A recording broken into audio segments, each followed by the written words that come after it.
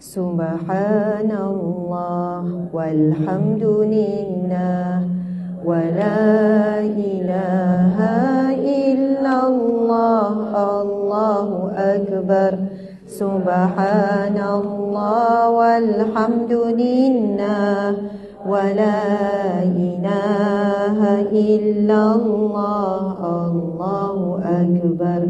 Ramai-ramai dan lebih kuat insya-Allah. Subhanallah walhamdulillah wa la ilaha illallah Allahu akbar. Subhanallah walhamdulillah wa la ilaha illallah Allahu akbar. Sallallahu ala Muhammad sallallahu alaihi wasallam. Sallallahu ala Muhammad sallallahu alaihi wasallam.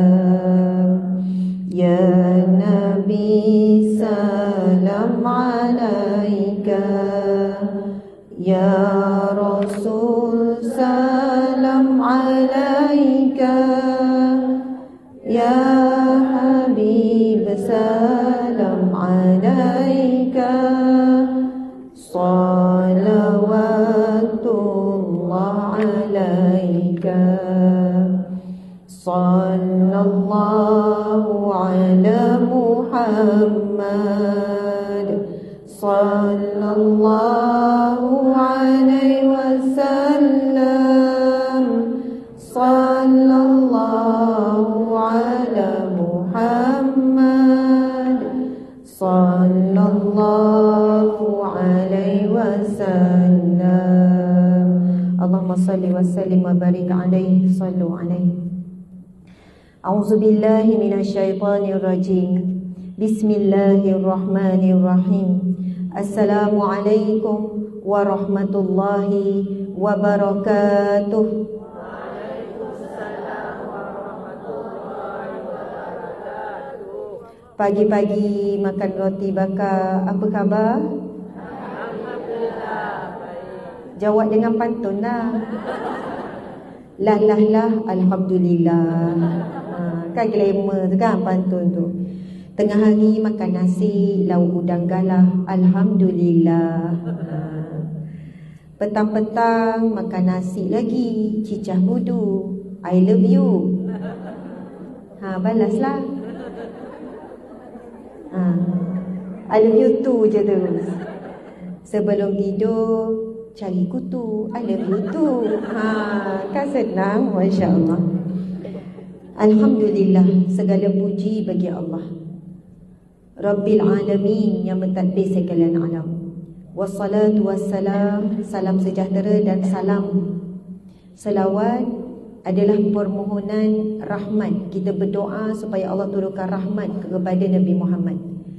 Allahumma ya Allah salli rahmatilah ala Sayyidina Muhammad, ke atas Nabi Muhammad. Lalu Allah akan balas 10 kali rahmat untuk kita. Kemudian kita ada bagi salam pada Nabi. Dalam selawat tadi tu kan, ya Nabi salamun alaik, wahai Nabi kesejahteraan ke atasmu.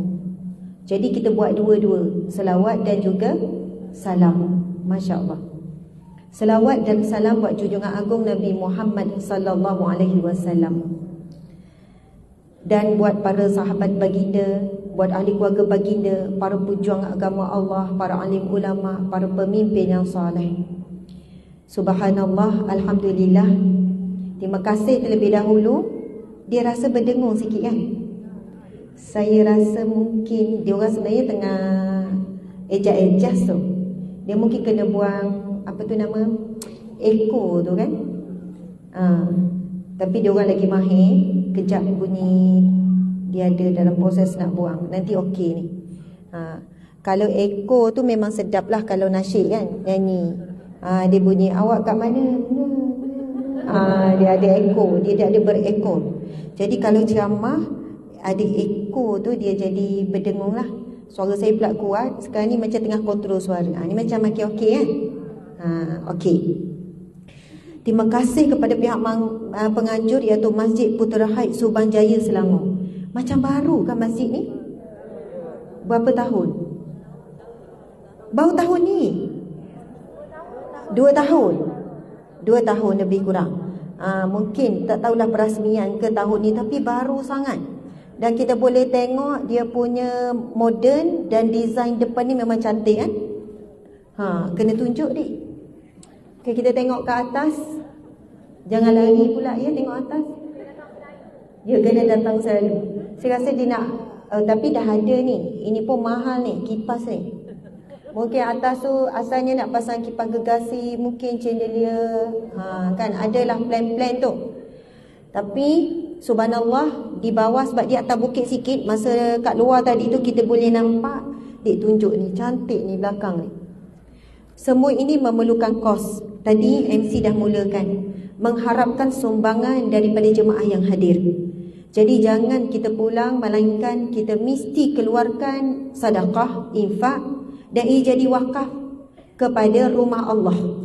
Kita sekarang semuanya menjadi tetamu Allah. Sebab itu dalam hadis Nabi, barang siapa yang menjadi tetamu Allah di rumah Allah, maka Allah lah yang berhak melayaninya. Maka kita ini sedang dilayan oleh Allah. Kita sedang dialu-alukan kedatangan kita kerana tuan kepada tempat kita sedang duduk sekarang adalah Allah Subhanahu Wa Taala. Baitullah, rumah Allah. Sebab itu bila disebut Duyufur Rahman, jangan bayangkan Masjid Nabawi, Masjidil Haram je. Seluruh masjid merupakan Duyufur Rahman. Kita ni tetamu Allah Ar-Rahman.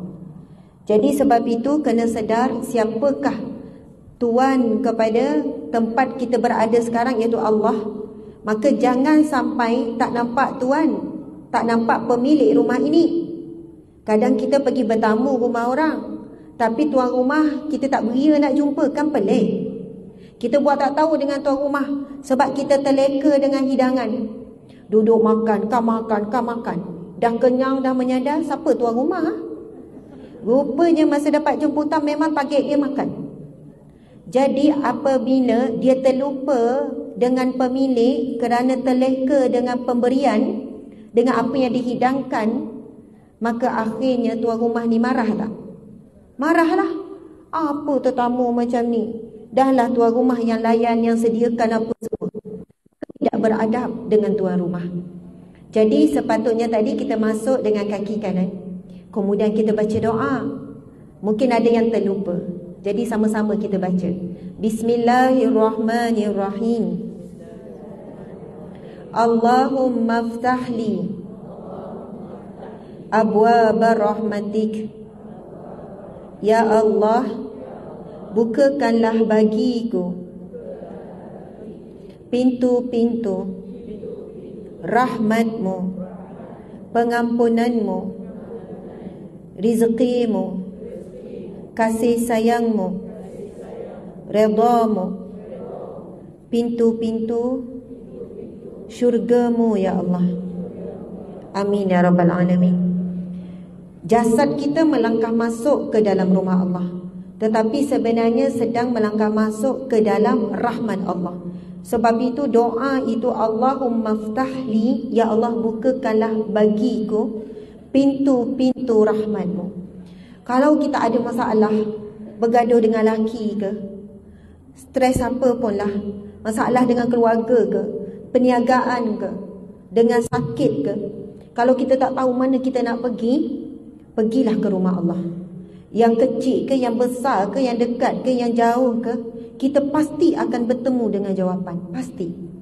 Masa melangkah itu sendiri, Nabi sebut setiap kaki yang melangkah ke rumah Allah, digugurkan dosa, diangkatkan darjat, dan akan diberikan pahala sedekah untuk setiap langkah. Sebab kadang-kadang kita bila ada masalah buntu, kita kata nak outing, kita nak me time, kita nak jumpa kawan-kawan lepak, kita boleh gembira sekejap. Tapi masalah belum tentu selesai. Hati belum tentu tenang, jiwa belum tentu lapang. Tapi kalau ke rumah Allah, walaupun pergi seorang-seorang, tak janji dengan siapa-siapa, dalam perjalanan tu hati kita dah lain dah rasa. Sebab apa? Kita sedang digugurkan Allah dosa.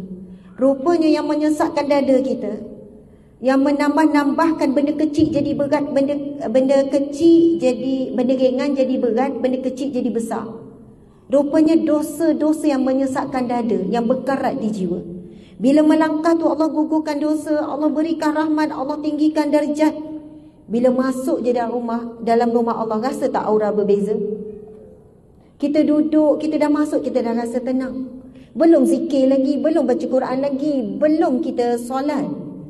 Tetapi itulah aura yang luar biasa. Yang mana rumah Allah ini, para malaikat okey bertenang. Sebenarnya aircon. Subhanallah. Yang duduk bawah tu lah kita tengok je.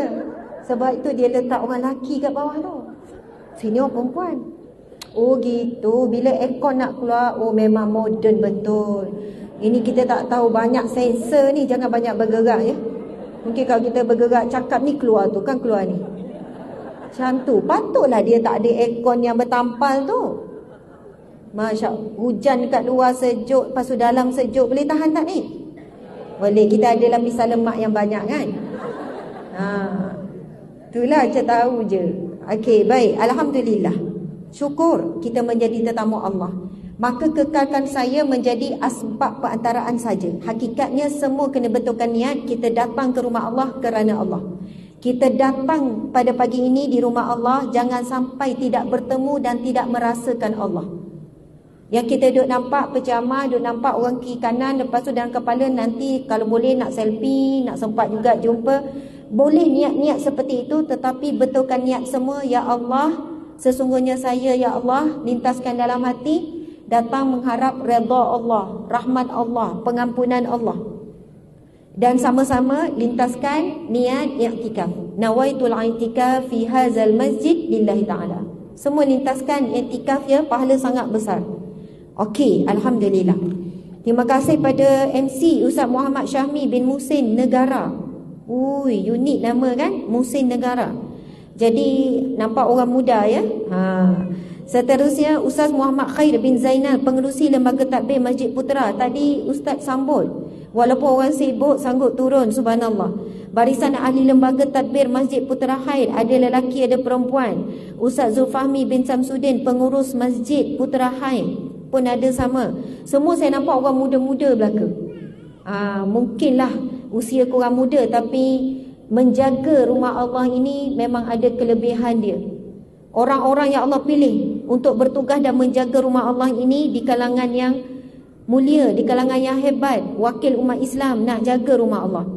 Seterusnya muslimin-muslimat yang hadir daripada jauh dan dekat. Siapa orang sekitar angkat tangan? Orang area sini lah. Ini kawasan mana? Ya betul, Putera Khair. Putera Khair ni mana? Subang Jaya, Selangor lah kan? Siapa orang sekitar angkat tangan? Ni orang dekat-dekat lah ni. Dalam 10 minit, berapa minit sampai. Siapa orang jauh dari Shah Alam ke? Jauh-jauh tu. Beri angkat jauh Ustazah. Mana paling jauh ada daripada Ganu. Dia lekong orang sini lah tu, dia duduk sini. Siapa orang Terengganu angkat tangan? Terengganu. Saya orang Terengganu. Ramai orang Terengganu. Tok Jiring. Jirang lah Jirang. Tok Ki saya pun duduk Tok Jiring. Okey. Memang sekolah Tok Ki Amba lah. Sekolah apa ni? Sekolah Tok Jiring. Tapi sekarang dah tukar sekolah Datuk Tuan Guru Haji Abbas kan. Itu nama arwah moyang saya lah, pengasas kepada sekolah Tok Jiring tu. Ustaz Aziz tu tok saudara. Ada apa Ipoh? Ada ngena jauh-jauh ni. Okey, siapa Kelantan? Akak tangan. Kelantan. Ramai set dia. Akak jangan malu, jangan malu. Kelantan. Kalau dia tanya, kena tanya belakang ni. Orang Sabah ada? Orang Sabah, orang Sabah. Sarawak ada. Jadi kita pergi Kedah. Ada Kedah? Ramai orang Kedah ni. Okey, orang Johor? Ramai yang merantau kan. Johor pun ramai, Johorian. Perak, bangsa, bangsa Johor Kamai, bangsa Johor. Okey, Perak, angkat tangan Perak. InsyaAllah. Oh, orang Perak, ramai juga lah orang Perak. Walaupun Perak kecil comel. Perlis, ada wakil Perlis. Walaupun orang kata Perlis tu kalau tambah seorang, tambahlah 7 orang, orang kata rakyat Perlis. Perlis pun besar, cantik, ramai juga. Tapi jam tu memang saya dah pergi beberapa kali tak pernah jam. Sekaya je. Okey, lagi negeri mana? Melaka. Oh, kecil hati orang Melaka. Orang Melaka, angkat tangan. Masya Allah, ramai juga orang Melaka. Orang Nogori 9. Saya duduk negeri 9 orang Nogori. Masya Allah. Pulau Pinang, Penang. Ada orang Penang. Masya Allah. Dah semua kan? Okey, sekarang kita boleh mula. Oh, faham. Jangan tak ada pun faham. Mengapa orang faham? Saza, kita orang faham ya. Okey, orang faham mana? Orang Pahang. Masya Allah. Oh, ramai orang Pahang. Macam itulah orang perempuan. Tak dapat tegur semua, kita tegur negeri je ya. Tapi dah seronok dah. Perkongsian kita tajuk iaitu meniti alam mahsyar. Ini bukan bercerita tentang bab kematian, bukan dalam alam barzah. Sekarang ni fokusnya adalah di padang mahsyar. Kita pasti akan berada di sana. Kita semua pasti akan berkumpul kembali di mahsyar. Suasana padang mahsyar yang tidak terbayang dengan fikiran. Walaupun kita cuba bayang, pasti takkan sama walaupun sedikit pun. Kita bayang semua berkumpul dalam keadaan tidak berpakaian. Kita bayanglah macam tu. Tetapi keadaan yang sebenar tak akan sama sedikit pun dengan apa yang kita bayang. Tetapi Nabi SAW telah memberikan kepada kita penjelasan. Dan beriman kepada padang mahsyar adalah wajib. Tak boleh timbul rasa ragu-ragu. Dan orang yang bijak adalah orang yang belajar dan mencari ilmu dan membuat persiapan untuk berkumpul di padang mahsyar. Bila sebut padang mahsyar, kita bayangkan apa? Berhimpun semua tanpa berpakaian.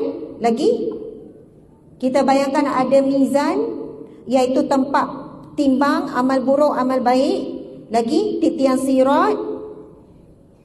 sirat, kemudian bawahnya jurang api neraka, kemudian hujung sana barulah syurga.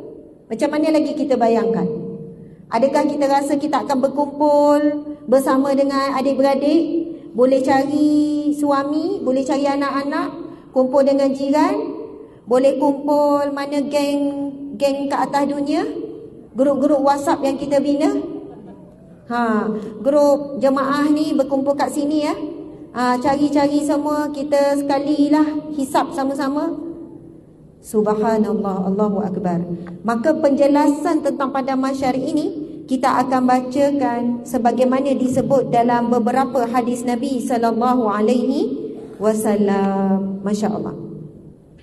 Diriwayatkan daripada Abu Hurairah radhiyallahu anhu, Rasulullah sallallahu alaihi wasallam bersabda, seluruh manusia akan diusir.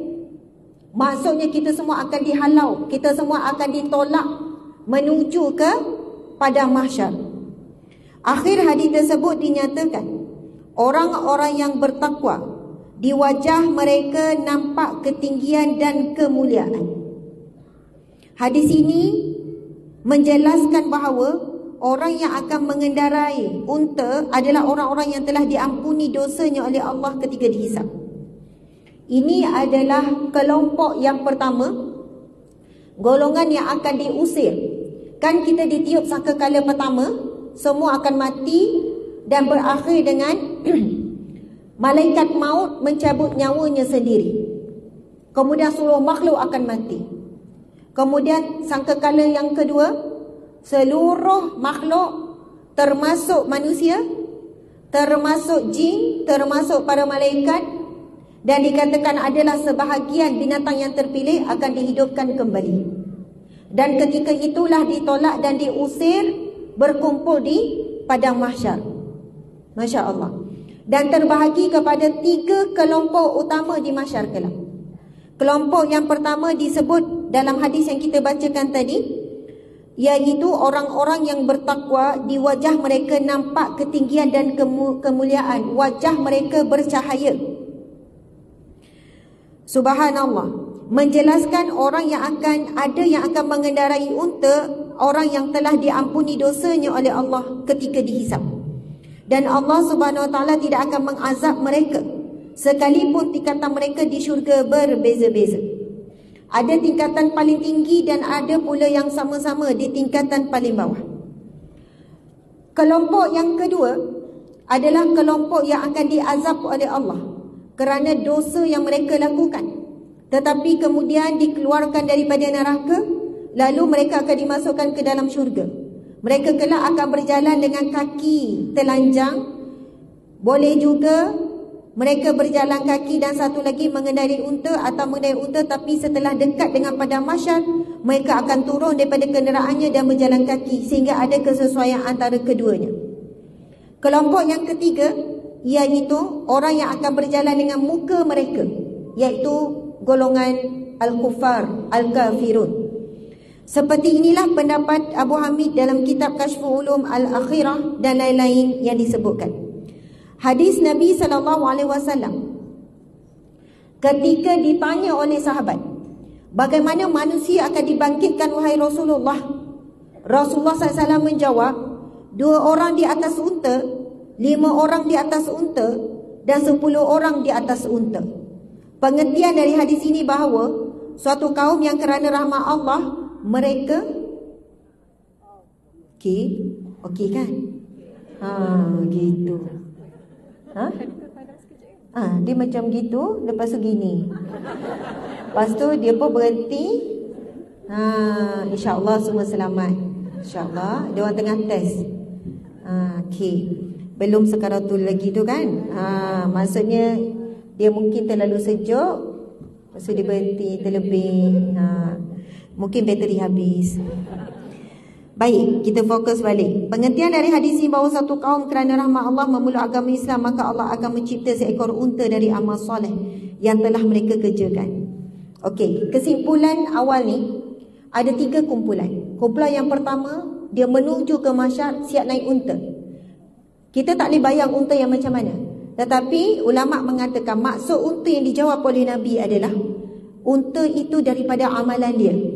Kerana amal soleh dia, amal ibadah dia, kebaikan dia, sampai dia tidak perlu berjalan kaki tanpa selipar menuju ke padang mahsyar. Sehingga kan ada kenderaan, dia pergi dalam keadaan selesa, tak penat. Kumpulan yang kedua bercampur, ada naik unta, ada turun unta, ada dalam perjalanan naik unta, ada jalan kaki. Ada yang bila dalam perjalanan naik unta, tapi bila sampai padang mahsyar dia turun tanpa ada selipar. Iaitu golongan yang kedua. Kelompok pertama ahli syurga. Kelompok yang kedua adalah kelompok yang mana bercampur. Kemungkinan besar mereka ini akan dimasukkan dulu dalam neraka, diazab dulu, kemudian baru masuk syurga. Kemudian kumpulan ketiga iaitu kumpulan orang kafir yang kompon neraka dan kekal di dalam neraka sebagaimana disebutkan dalam firman Allah Subhanahu Wa Taala. Jadi kita nak berada dalam kumpulan mana ni? Kumpulan pertama. Memang tak ada pilihan. Memang tak nak buat pilihan Ustazah. Pilihannya adalah kumpulan yang pertama, iaitu menaiki unta. Unta itu gambaran amal soleh, amal kebaikan. Kemudian pergi dalam keadaan inilah kumpulan yang sudah dikenal pasti akan masuk syurga, yang tidak akan diazab. Mungkin melalui hisab, tetapi hisab ada sebagai syarat untuk masuk ke dalam syurga. Allahu Akbar. Subhanallah. Jadi kita nak fokus juga apakah amalan untuk masuk syurga tanpa dihisap. Apakah yang disebut dalam hadis Nabi bila sahabat bertanya, siapakah itu ya Rasulullah? Yang 70,000 masuk syurga tanpa dihisap, tanpa diazab. Dalam hadis yang lain Nabi sebut lagi, daripada 70,000 itu, setiap orang boleh menarik 70,000 lagi. Maksudnya 70 kali 70. Ramai ke sikit? Sikit. 70,000, hari ini manusia lebih kurang ada 3.6 bilion, 3.8 bilion. Umat Islam dalam 2 bilion. Umat Islam masih lagi umat agama yang kedua. Kristian masih lagi nombor 1. Tetapi agama Islam, agama yang paling laju berkembang, paling laju hari ini. Dan berapa tahun lagi Islam jadi nombor 1? Mungkin tahun depan, mungkin 2 tahun depan, wallahualam. Tapi kita tahu bila Islam menguasai dunia, maka selepas itu akan berlakunya kiamat. Islam ini naik 2 kali. Pertama ketika perang Badar, buat bertenang. Ketika peperangan Badar, ketika itu Islam naik sampai menguasai 2/3 dunia. Kalau hari ini kuasa besar dunia masih lagi barat. Di belakangnya Yahudi lah, Israel. Menguasai semua, ekonomi, sosial, media sosial, hiburan, semualah mereka yang menguasai. Umat Islam bukan satu kumpulan yang digerungi oleh dunia. Suaranya tidak sekuat barat, tidak sekuat golongan-golongan tertentu. Tetapi Islam pasti akan menguasai 2/3 dunia, bukan separuh, 2/3, dan akan memerintah dunia. Dan selepas itu berlakulah satu demi satu tanda-tanda kiamat yang besar. Dan berlakulah kiamat. Masya Allah. Bagi kita, orang yang menuntut ilmu, orang yang belajar tentang bab kematian, pada mahsyar, alam kubur, yang perlu ada adalah takut, tapi takut dalam keadaan bersedia. Takut tapi ada ketenangan, sebab kita tahu apa yang kita hadapi. Ketakutan yang dahsyat, dia takut tapi tak tahu macam mana nak hadap. Dia takut sekian-sekian tapi tak ada persiapan. Jadi sebagai orang beriman, muslimat sekalian, insya-Allah kita semua orang beriman, kita hadapi apa yang kita nak bicarakan tentang peristiwa yang berlaku di mahsyar semua ini dengan ilmu, supaya kita tahu apa yang perlu kita buat. Masya-Allah. Pengusiran oleh api terjadi di dunia bukan setelah kiamat. Saya nak pergi kepada hasyar ketiga. Pengusiran mereka kepada mahsyar akan dijelaskan. Okey, saya tunggu nak baca kat sini. Situasi, ataupun kita pergi dulu maksud mahsyar. Apa maksud mahsyar? Pada mahsyar dalam Islam adalah tanah berpasir putih yang sangat luas dan datar, di mana tidak terlihat dataran rendah maupun tinggi di akhirat kelak. Itulah maksud dari sudut bahasa. Mahsyar itu tanah berpasir putih yang sangat luas dan datar. Semua mendatar. Definisi dari segi bahasa, mahsyar tempat berhimpun di akhirat setelah tiupan sangkakala apabila semua manusia dibangkitkan daripada kubur. Nama lain bagi mahsyar sebagaimana dalam firman Allah surah Al-Ahqaf ayat ke-6. Auzubillahi minasyaitonirrajim. Wa idza husyiran nasu kanu lahum a'da wa kanu bi'ibadatihim kafirin. Sadaqallahul azim. Dan apabila manusia dihimpunkan, segala yang disembah itu menjadi musuh kepada orang yang menyembahnya, dan segala yang disembah itu juga tidak mengakui penyembahan mereka kepadanya. Apa yang disembah di dunia akan jadi musuh. Al-kafirun menyembah berhala, berhala itu akan jadi musuh. Ada yang menyembah lembu, ada yang menyembah matahari, yang menyembah api, menyembah gunung ganang. Semua itu akan menjadi musuh, menjadi saksi di akhirat kelak bahawa manusia ini telah menyekutukanmu, ya Allah. Jadi ada manusia yang menyembah duit, menyembah pangkat, menyembah kedudukan, menyembah kemasyhuran. Segala bentuk sembahan ini akan menjadi musuh ketika di mahsyar kelak. 7 golongan, kita pergi kepada 7 golongan yang mendapat naungan Allah di mahsyar kelak. Subhanallah. Jadi ini di antara poin penting supaya kita tahu kita nak berada dalam golongan ini. Kita nak pilih sekarang, nak decide. Jangan sampai 7 golongan yang disebut dalam hadis Nabi ni, yang VIP Allah ni, yang mereka yang dapat naungan Allah ni, kita tak tergolong dalam mana-mana satu. Sekarang kita akan sebut 7 golongan. So kita beri perhatian, kita kena decide mana golongan yang kita kena berusaha bersungguh-sungguh supaya kita termasuk dalam golongan tersebut. Kita akan baca sama-sama hadis ini, insya-Allah. Bismillahirrahmanirrahim. Semangat ya, duduk tegak semua. Kita nak bacakan hadis Nabi, hadis yang sahih riwayat Bukhari. Qala Nabi sallallahu alaihi wasallam. Sab'atun yuzilluhumullah fi zillihi yauma la zilla illa zilluhu. Al-imamul adil wa syabun nasha'a fi ibadati rabbih wa rajulun qalbuhu mu'allaqun fil masajid wa rajulani tahabba fillahi ijtama'a alaihi wa tafarraqa alaihi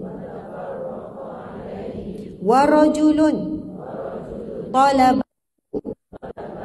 imra'atun zatu mansibin wa jamalin faqala inni akhafullah wa rajulun tasaddaqa akhfa hatta la ta'lam shimaluhu ma tunfiqu yaminuhu wa rajulun zakarallaha khaliyan fafadat ainahu. Sadaqa Rasulullah sallallahu alaihi wasallam. Masya Allah. Maksudnya ada 7 golongan manusia yang akan mendapat naungan Allah di mahsyar kelak, pada hari yang tidak ada naungan melainkan naungan Allah semata-mata. Golongan yang pertama iaitu pemimpin yang adil. Jangan nampak pemimpin yang adil ini PM. Oh, dah senyap semua. Jangan nampak bila sebut pemimpin PM saja, menteri saja, MB saja, Esko saja, MPKK saja, JKKKK saja. Tetapi kita semua adalah pemimpin. Maksudnya kita boleh berada dalam kumpulan yang pertama ini. Sebab kita memimpin diri kita, memimpin keluarga kita. Jangan kata suami je memimpin keluarga. Wahai perempuan, para wanita sekalian, wahai ibu, kita juga pemimpin dalam rumah tangga. Dan ketua memanglah suami. Kita tak boleh rampas. Bang, awak jadi penolong, saya jadi ketua lah pula. Sebab nampak gaya semua keputusan saya belaka. Masalah saya fikir tak boleh lah macam ni. So sekarang ni pangkat awak diturunkan. Jadi memang suami ketua ada peranan dia sebagai ketua, dan ketuanya sebagai suami itu berat.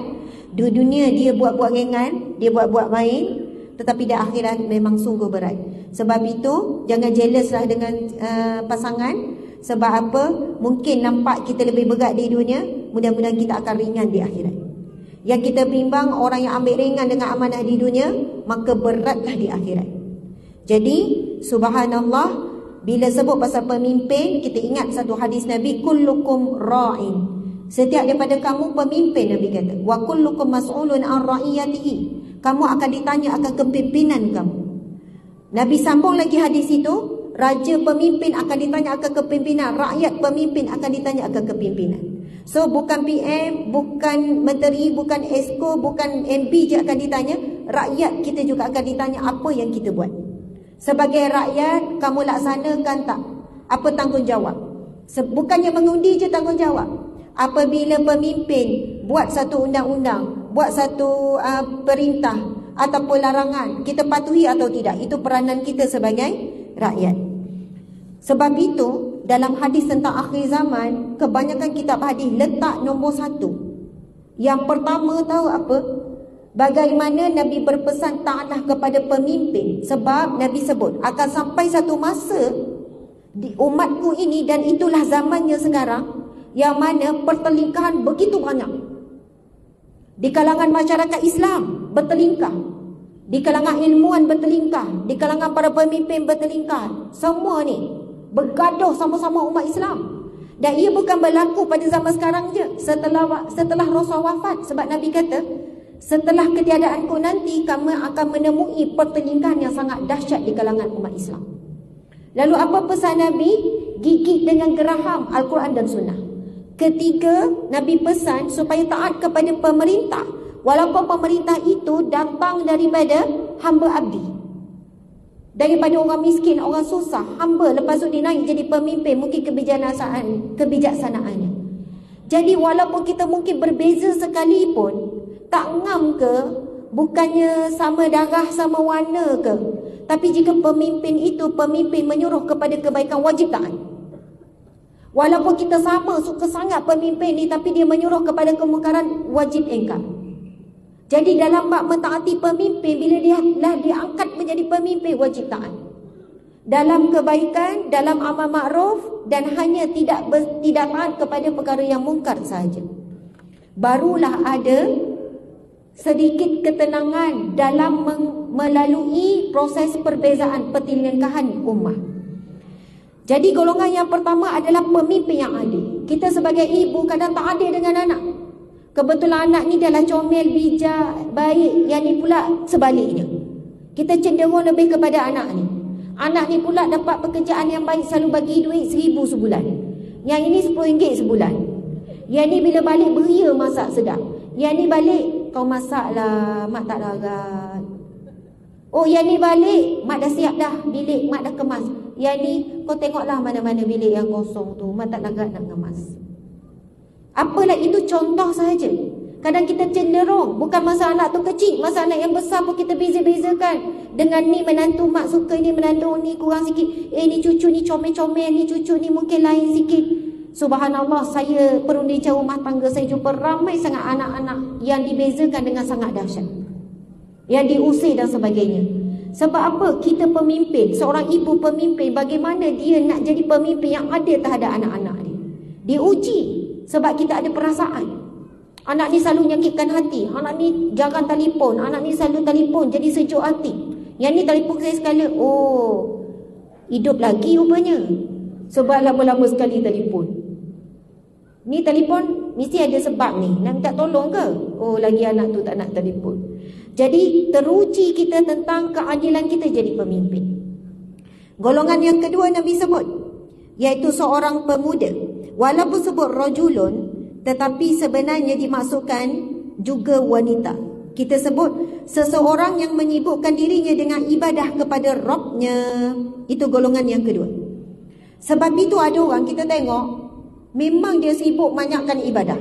Sampai dia pergi duduk pondok, baca Quran, zikir, baca Quran, zikir. Lepas tu kadang kita tak puas hati, kita kata, kita ni orang Islam, jangan fikir diri sendiri je. Jangan nak banyak zikir je. Zikir tu diri sendiri, ini diri sendiri. Duduk kat pondok tak keluar, tak tahu ummah macam mana. Sebenarnya setiap orang Allah dah bagikan dah position masing-masing. Ahli ibadah macam ni, yang banyakkan zikir, banyak selawat, kan baca rotib, kan itu pengisian dia penuh, tapi untuk dirinya. Tetapi kerana ada kumpulan ahli zikir inilah, maka turunnya rahmat Allah bukan untuk dirinya, kepada seluruh alam. Sebab itu saya tak ingat, ada masa tu pemerintahan di bawah pemimpin mana, ada kumpulan dia panggil ahli ibadah lah kita panggil. Dia ada istilah dia, yang mana pemerintah ini siapkan tempat tinggal, mereka ni tak perlu keluar bekerja, mereka dipenuhkan apa keperluan dia, bab berkeluarga dan sebagainya. Tetapi ini dikira ahli ibadah. Mereka ni lah banyak zikir, banyak baca Quran, banyak melazimi diri dengan sekian-sekian. Bila ada bencana, ada kemarau, maka pemimpin ini akan pergi bertemu dengan ahli ibadah, mohon mereka ini bermunajat dan berdoa tak berhenti. Kita kalau nak berdoa 40 hari 40 malam tak boleh, 4 hari pun belum tentu. Jadi begitulah bila mereka ini diberikan peranan, sebab ada orang memang itulah kemampuan dia untuk dirinya. Ada orang dia bahagian apa? Ceramah. Ceramah, hari-hari ceramah. Pagi-pagi buat live, sejam, 2 jam setiap pagi. Lepas tu pergi ceramah, macam kenal je siapa. Tapi belum tentu dia mampu beramal dengan apa yang diceramah. Dan sebab itu saya baca hadis Nabi pagi tadi tu, saya rasa lega sikit. Kenapa? Nabi sebut 3 golongan. Hadis Nabi, hadis yang sahih dan kitab yang sahih, Nabi sebut apa? Dan ini bagus juga muhasabah untuk semua. Nabi sebut, sabda Nabi, sesungguhnya perumpamaan aku yang membawa ilmu dan juga petunjuk seperti air hujan yang turun ke bumi. Nabi kata, perumpamaan saya yang membawa petunjuk dan ilmu, Nabi bawa 2. Seperti mana hujan yang turun ke bumi. Lalu hujan itu jatuh kepada 3 jenis tanah. Tanah yang pertama itu tanah yang subur, yang mana bila hujan turun, dia menumbuhkan pokok dan juga rumput, Nabi kata. Ini kumpulan orang yang dengar ilmu yang pertama. Bila dia dengar ilmu, dia pun dapat, dia pun beramal, dia pun berubah dan diberi manfaat kepada orang keliling. Dia dapat ilmu tentang nak jadi wanita yang lembut. Lepas tu dia pun nekat nak jadi lembut. Dia bolehlah lembut satu hari. Abang nak makan apa hari ni? Suami pun pelik, dah kenapa ni? Saya nak jadi isteri yang lembut. Rupanya bertahan 2 jam je. Suami tak basuh pinggan, dah lupa balik dah. Nekat tu kan. Pinggan siapa tak basuh ni? Padahal kat rumah 2 orang je. Buat-buat tanya kan. Maksudnya tak apa, korang ada niat. Kurang-kurangnya bila niat dilembut dan balik tu jadi lembut, suami tu dapat kelembutan dia. Ada orang cepat respon dengan ilmu. Dapat ilmu, dia terus buat.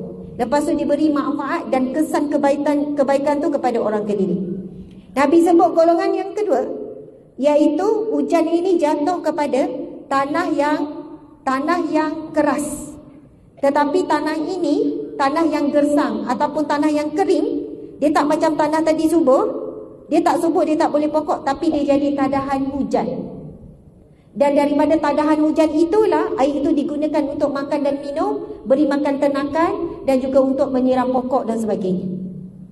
Golongan yang ketiga Nabi sebut, iaitu mereka yang bila hujan turun, tanah yang mana dia tidak subur dan juga dia tidak menanggung air.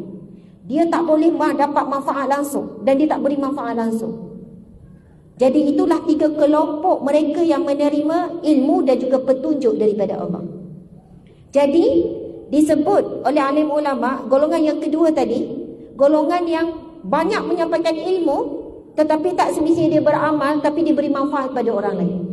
Ini ramai di kalangan alim ulama yang kehidupannya adalah untuk tulis kitab, kumpul ilmu, pergi sana ada satu kemusykilan umat, dia pergi musafir, pergi rujuk ulama ini untuk selesaikan masalah umat. Tapi dari sudut dia nak beramal, nak berlama berzikir, nak berlama dengan Al-Quran, masa dia dah lama kepada nak beri manfaat. Dia ada bahagian dia.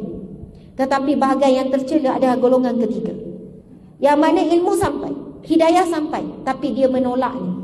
Dan disebut, para ulama sebut, ibarat seperti padang pasir yang gersang. Dia serap air tapi tak keluarkan pokok.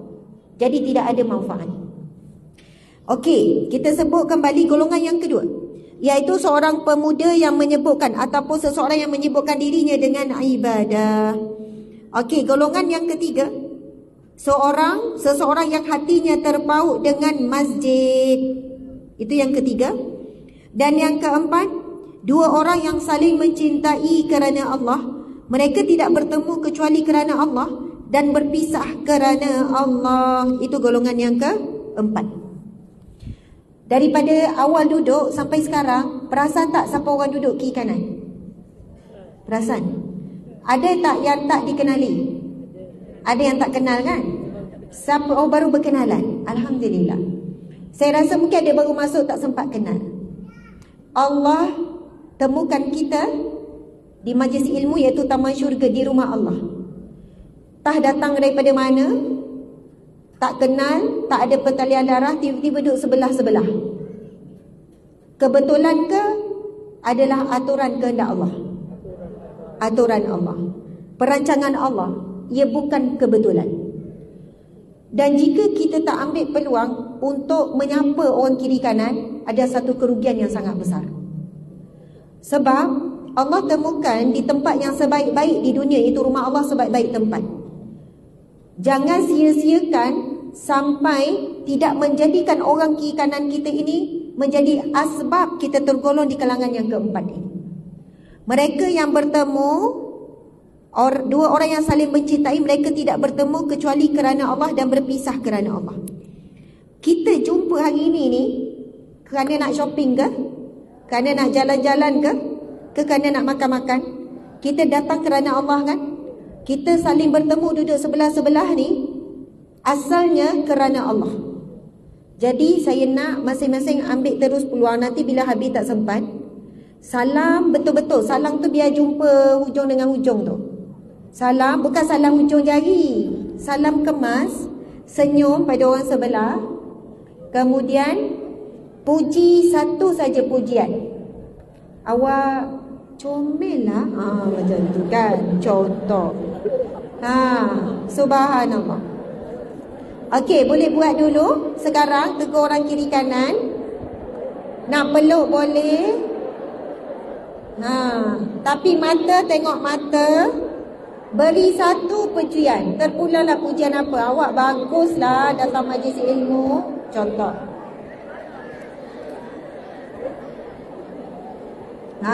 Begitulah orang perempuan. Pantang diberi peluang. Saya buat aktiviti ni sebab satu, nak hilang ngantuk. Tapi sebenarnya alhamdulillah tak nampak yang ngantuk. Tapi sebenarnya nak bagi fokus balik. Alhamdulillah. Okey. Manis semua senyuman. Baik, sebenarnya aktiviti kita belum selesai. Untuk aktiviti kedua, sekejap. Okey, tengok saya balik. Pada satu hari, Nabi bersama dengan seorang sahabat Nabi sedang duduk, lalu ada seorang lelaki sedang melintas. Sahabat Nabi yang lain sedang melintas. Maksudnya ni semua lelaki sama lelaki ni. Nabi lelaki, sahabat Nabi lelaki, yang melintas juga lelaki. Lalu sahabat Nabi ni berkata kepada Nabi SAW, "Ya Rasulullah, saya sayang sangat sahabat saya tu. Dia cuma cakap pada Nabi." Faham ceritanya? "Ya Rasulullah, saya sayang sangat dia tu. Saya sayang dia." Lalu Nabi pun bertanya, "Kamu dah bagi tahu belum dia yang kamu sayang dia? Kamu pergi cakap, kamu dah cakap kepada dia yang kamu mencintai ataupun menyayangi dia?" Lalu sahabat ni kata, "Tak, ya Rasul, aku tak pernah cakap isi hati ni. Ini bukan sayang lelaki perempuan ni, kawan." Lalu Nabi tanpa bertangguh. Bukan Nabi kata tak apalah, nanti lain kali cakap sayang, tak. Nabi kata sekarang kamu pergi kepadanya dan nyatakan bahawa, katakan kepada dia kamu sayang dia. Lalu sahabat Nabi ni terus buat. Dia pergi jumpa sahabat ni, dia berkata, dan kena dengar apa yang sahabat ni cakap. Saya bukan apa, saya bagi fokus kepada golongan yang keempat ni. Sebab nak masuk golongan pertama, kedua, ketiga agak sukar. Tapi orang perempuan, dia penuh dengan kasih sayang. Dia sukalah abad sayang ni, sayang menyayang ni. Cuma kita perlu guide sikit. Kita perlu jelas sikit. Nak berkasih sayang tu macam mana? Sebab golongan yang keempat ini, orang yang saling menyayangi, berkasih sayang, mencintai kerana Allah, bertemu dan berpisah kerana Allah. Jadi, sahabat Nabi ni pergi jumpa sahabat ni. Dia ucap apa? Kalimahnya adalah, "Saya sayang awak kerana Allah." Pendek je. Tapi yang hebatnya adalah cara kawan tu balas. Jadi kita nak praktis terus selepas ini. Dengan orang sebelah, pilih pasangan je. Kalau kiri kanan kan, nanti tiba-tiba duduk tengah, yang ni tengok sana dengan dia seorang. Aku tak ada kawan, tiba-tiba sentak pula, ada tisu, sedih. Sebab yang ni tengok sana, yang ni tengok sini. So, cari je dua orang. Sebab nak praktis terus, balik nak praktis pada suami pula. Nak praktis pada anak-anak pula. Nak praktis pada adik-beradik pula. Sebab ini adalah sunnah Nabi dan sunnah para sahabat Nabi. Dan jawapan balas ni yang sangat indah. Tahu tak apa jawapan balas? Saya nak lancar jawapan balas ni pun makan masa. Ini adalah hadis yang sahih berkaitan dengan perkataan sayang. Kawan ni cakap, "Saya sayang awak kerana Allah." Lalu balasannya adalah, "Semoga Allah menyayangimu kerana sayang kamu kepadaku kerananya." Tersusah sikit kan. Sebenarnya gini ayatnya macam ni. Semoga dia cakap ayat tu, saya mencintaimu kerana Allah. Semoga Allah mencintaimu kerana engkau mencintaiku kerana Allah. Faham? Okey, cuba ikut saya ya. Saya mencintaimu. Okey, itu senang. Yang nak balas tu payah sikit.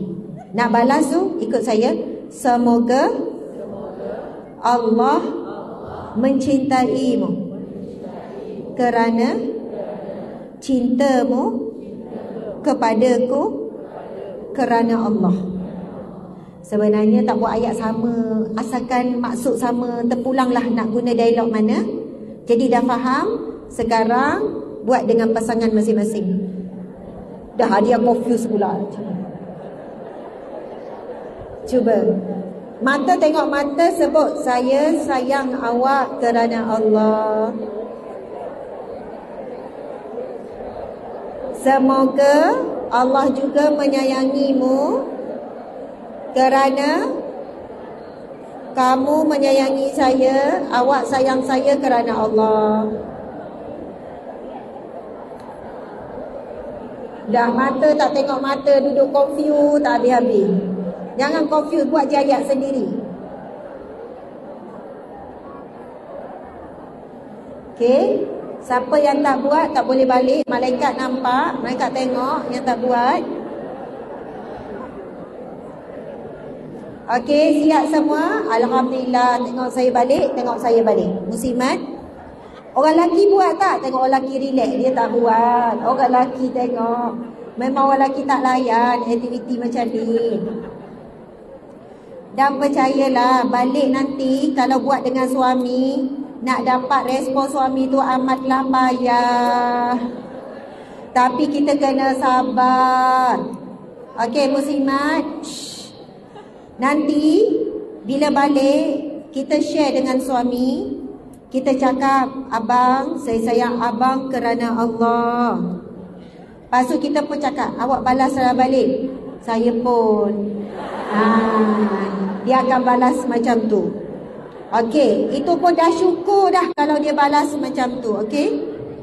Jadi kita dengan ikhlas hati kongsi kepada dia ilmu. Saya nak kongsi ilmu yang saya dapat. Cara balasnya adalah, saya semoga Allah menyayangimu sebab kamu sayang saya kerana Allah. Kalau nak senang, suruh dia yang start dulu. Saya sayang awak kerana Allah. Abang start dulu, saya balas. Gitu. Jadi tanya dia, nak senang ke nak susah? Nak senang. Jadi hari-hari awak kena start dulu. Sebab yang susah bahagian saya. Kan seronok dia mula dulu. Betul. Kalau mula soalan pun boleh. Awak sayang tak saya? Ya. Biarlah kita tahu skrip macam tu pun tak apa. Tetapi yang penting sebenarnya adalah sebut kerana Allah. Sebab kita terbiasa I love you too, I love you more, I love you much more. Macam tu kan. Tetapi bila sebut kerana Allah, walaupun masa sebut tak faham lagi apa maksud kerana Allah. Macam mana nak cinta kerana Allah? Betul ke kasih sayang kita dengan suami ini diikat kerana Allah? Ke sebab dah dia suami? Memang tak ada pilihan, memang kena sayang dia lah. Dah suami sendiri, nak sayang suami orang lain pula ke? Sayanglah suami sendiri. Adakah kasih sayang yang terbina kerana fitrah? Kerana semula jadi? Dah anak, of course lah sayang. Sebab itu belajar sebut, Umi sayang Atikah kerana Allah. Belajar sebut pada anak perkataan kerana Allah tu. Masa sebut tu kita boleh rasa beza. Bila sebut dekat suami, bang saya sayang awak kerana Allah, dia pun tergelak. Macam jadi ustazah kan. Betul lah dia kerana Allah. Ya betul kerana Allah. Tapi itulah yang diajarkan oleh Nabi. Dan bagaimana sahabat Nabi menjadikan satu perkataan yang menjadi contoh. Muslimat sekalian, ada hadis Nabi SAW. Ketika ahli syurga beratur masuk ke syurga, dijemput masuk, kemudian ahli syurga pun menuju ke syurga. Lalu ahli syurga ini melihat ada golongan yang diheret ke dalam neraka. Ini suasana pada mahsyar ni. Maksudnya tak nak masuk neraka sampai kena heret, sampai muka ke bawah.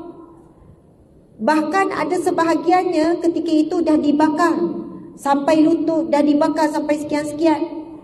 Lalu ahli syurga yang sedang menuju ke syurga ini berkata kepada Allah, "Ya Allah, sesungguhnya mereka itu adalah sahabat-sahabatku, kawan-kawanku." Itu yang saya sebut mahal sangat pertemuan hari ini ni. Yang duduk sebelah-sebelah kita ni, yang Allah takdirkan bertemu dalam majlis ilmu ni di rumah Allah ini. Mudah-mudahan ini kawan dunia dan akhirat. Kawan dunia, kawan pada mahsyar.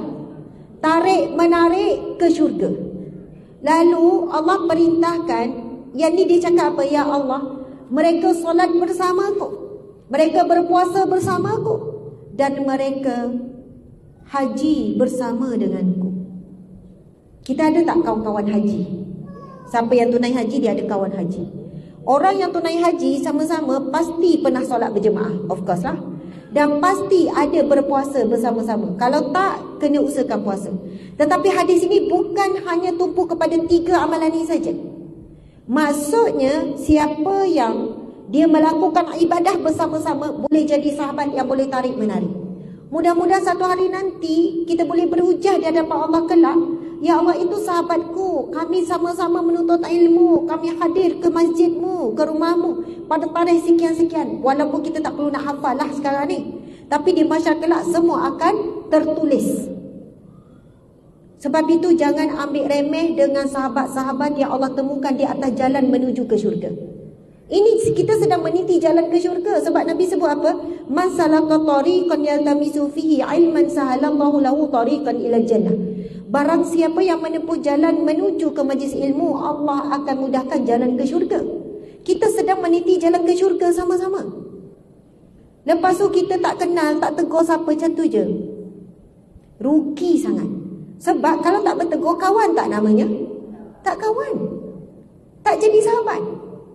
Sebab itu bila Allah mengaturkan takdir yang indah seperti ini, mesti kena jalinkan. Boleh jadi lepas ni terus jadi kawan. Lepas ni kita share-share nombor WhatsApp. Lepas ni kalau ada kuliah, awak bagi tahu saya, oh dekat, rupanya kenal. Mana tahu boleh jadi besan? Masya Allah. Okey, muslimin muslimat dimati Allah sekalian. Dan bila kita dengar tarik menarik ke syurga, jangan pernah rasa kita tarik orang. Awak jangan risau, saya tarik awak esok. Bukan main action. Siapa lagi yang nak saya tarik? Boleh tulis nama. Takkan pernah kita boleh rasa macam tu. Kita yang kena rasa bila jumpa orang baik, duduk sebelah, kenal lah dalam mana-mana majlis, kita yang rasa insya-Allah mudah-mudahan esok dia akan tarik kita. Sebab itu kita akan hargai untuk setiap pertemuan dengan orang-orang baik, orang soleh di majlis-majlis yang baik seperti ini. Baik, golongan yang kelima, iaitu seseorang lelaki yang diajak berbuat maksiat oleh seorang wanita kaya lagi cantik, lalu dia berkata, "Inni akhafullah." Ikut saya, "Inni akhafullah." "Inni akhafullah." Sesungguhnya saya takut Allah. Muslimat, kalau ada orang ajak mengumpat, "Inni akhafullah." Jawab macam tu. Betul. Kalau nampak ada orang bergaduh dekat media sosial, tulis, "Sesungguhnya saya takut akan Allah." Nak nasihat, orang marah. Nak betulkan kecaman, orang marah. Sebab itu dikatakan perkataan "Inni akhafullah" ini adalah ayat yang sangat power. Bila ada orang ajak kita bergaduh, dia dah mula tinggi suara, tak sebut kuat pun tak apa, sebut dalam hati ataupun kita sebut "Inni akhafullah", sesungguhnya aku takut kepada Allah. Golongan yang kelima ini, iaitu Nabi sebut seorang lelaki yang diajak bermaksiat oleh wanita kaya lagi cantik, menggoda, cantik, lengkap semua. Lalu dia berkata, dan dia menahan dirinya dengan menyebut "Inni akhafullah", sesungguhnya aku takut kepada Allah. Okey, golongan yang keenam, Seorang yang bersedekah dengan menyembunyikan hingga tangan kirinya, tidak diketahui apa yang diinfakkan oleh tangan kanannya. Kemudian yang ketujuh, iaitu seseorang yang berzikir kepada Allah dengan mengasihkan diri sehingga kedua matanya basah kerana menangis. Itulah 7 golongan. Dapat tak 7 golongan ni? Okey, kalau yang tak dapat, Masya Allah, saya ulang lagi sekali. Yang pertama, pemimpin yang adil. Golongan yang kedua, pemuda ataupun petua. Tak kiralah ni, jangan pula pemuda je ke saya dah tua. Maksudnya seseorang yang menyibukkan dirinya dengan amal ibadah. Golongan yang ketiga, iaitu seseorang yang hatinya terpaut dengan masjid. Nampak tak ruang solat muslimat tu? Nampak tak ruang solat muslimat? Itu untuk siapa? Untuk muslimat. So, berhentilah nak berbahas berkenaan dengan wanita afdal dekat mana? Dekat masjid ke dekat rumah? Saya nak tanya, bila pergi Mekah, pergi Madinah, solatnya di mana? Di hotel ke di masjid? Kenapa masa tu tak pertikaikan? Oh, afdal di hotel, di tempat tinggal. Sebab pergi Masjidil Haram lagi dahsyat. Semayang kadang-kadang sebelah-sebelah je. Ni lelaki, ni perempuan kan, perempuan balik. Lagi-lagi kalau dekat dataran untuk tawaf tu, maksudnya langsung tak ada tabir ni. Memang boleh nampak terus ni. Bila buat dalam ihram, memang yang pakai niqab pun kena buka. Yang cantik menawan pun semua boleh nampak. Di Masjid Nabawi pun solat kat luar tu terbuka. Bila solat, kalau solat Jumaat, bahkan Masjid Nabawi, Masjidil Haram, jumlah untuk solat tu hampir sama lelaki perempuan. Betul atau tidak? Waktu solat Jumaat memang seluasnya untuk perempuan solat, disiapkan.